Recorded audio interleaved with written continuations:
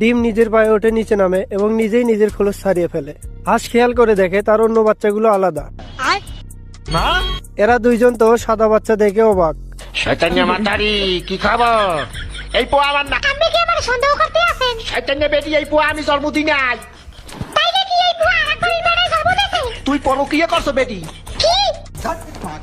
এই বলে বাবা হাঁসটি চলে যায় আর মা হাঁসটি এসে অন্য বাচ্চাদেরকে নিয়ে চলে যায়।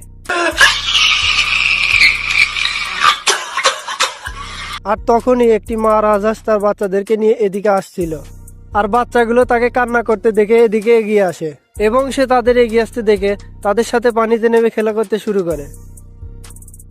কিন্তু মা হাঁস ডাক দিতে বাচ্চাগুলো মায়ের কাছে ফিরে আসে আর এই বাচ্চাটি আবারও মনের দুঃখে চলে যাচ্ছিল। তখনই মা হাঁসটি এসে তাকে বুকে জড়িয়ে নেয় এবং বাচ্চাটি তাদের সাথে চলে যায়।